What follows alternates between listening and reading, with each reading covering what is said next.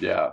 I mean, I feel like otherwise, like the fall off is so hard. Like when you look at artists that Yeah. build up like the image, like I think of like the baby, right, where he was just like massive for like a minute and then just like crashing down. Like Yeah, there's a lot of artists where you're just like they're like put up because of these songs for like for a little sure. bit, For and sure. then like they don't have this connection with fans, and then they try to go on tours later and they can't sell tickets. Yeah, I agree. I think, well, the flip side of that though, I think is like some people realize or don't like realize that it's like, okay, there's like a perspective of falling off, but it's like, okay, what are we talking about? Because it's like if they were at like, let's say 30 million monthly listeners, and it all Yeah. depends on like their record deal, and there's a lot of back end stuff to like depends on how much money they're getting, blah blah blah, right? But if he's like if he falls to 5 million monthly listeners, that's He's still still a doing fucking bag, dude. That's a lot of money still. And people are like, oh, he fell off. And I'm like, I mean,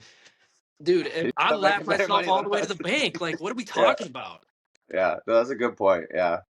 A I guess lot you of should. I see that a lot with like really, really like people that were like really big artists, and it's just like I think it's really funny. It's a really funny perspective. Like, I'll give an example of the artist. Do you know who Nash is? Um, Yeah. yeah, Yeah. He it's tours with Jam. G-Eazy a lot. Yeah. Yeah, back in the day, yeah. And it was like there was a time period where he like wasn't releasing a lot and just like fell down from where he was. But then it's like even now, I don't know where he's at in this moment, but it's like I'm sure he still is well over a million, probably like 2, 3 million monthly listeners or whatever. I mean, he was higher at one point, and people are like, oh, he fell off. It's like, did he though? Because like, yeah, maybe he's not at the ceiling, but like, there's always gonna be a natural like top of the mountain, and you can't stay at the top of the mountain forever. I mean, some people do, but it's like then people are psychos too. I mean, it's like there can only be so many Drakes and the Taylor Swifts, Yeah. and then there's everybody else. You know what I mean? It's like, where do you?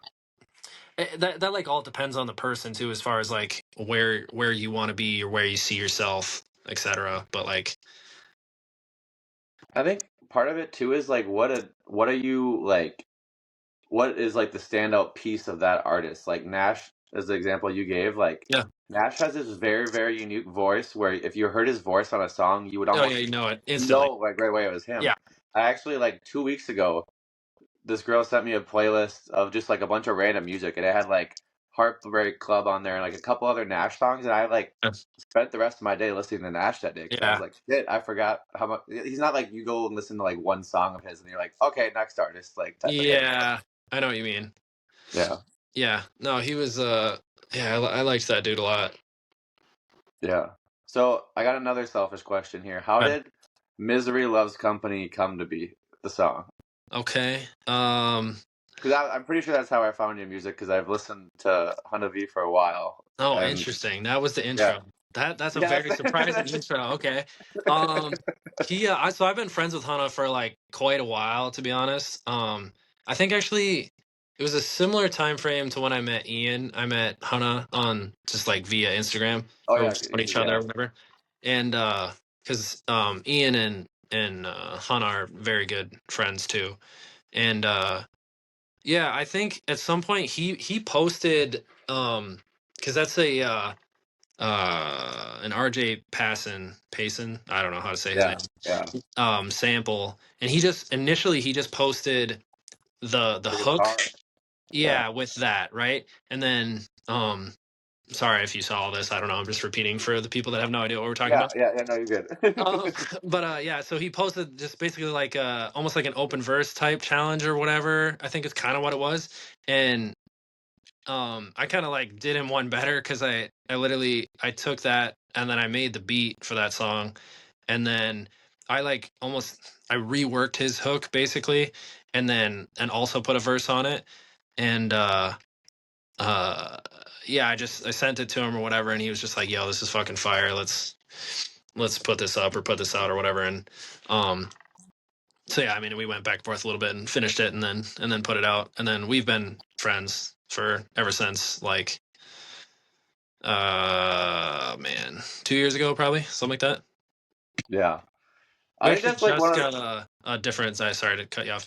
no, you're fine. We just when I was on tour with Moonlander, we Ian and I uh went. We had a few off days where Moon was doing another show, and so we popped up to Boston, shot a music video, shot a bunch of content, made another song that's going to be releasing. I don't know, within the next couple months, probably. So That's yeah, cool. coming. He's one of those people where it's like I feel like since I've been doing this and like watching people for like 3 years now, Yeah, getting to see like how they take different turns with like their career is so interesting to watch when you're like not like I super agree. close to it, but like you like see enough of it, so you see like what they were doing before, and then like versus like 2 years later, where he's doing Right. like his sound shuttle videos and stuff that are like Oh going yeah, yeah, crazy. yeah, Like yeah, you just see like the different strategies that people develop, and it's interesting to see. for sure. I think that's like goes back to like where your interests are and like what you value and stuff. I think I've said this to other people too, but it's it's a lot harder to make money in music, especially like at a medium to lower level than people realize. And so then it's just like, okay, how do I navigate making ends meet? And like some people love doing like music so much that they want to kind of do it as a job. Um, some people don't. Some people like doing other stuff.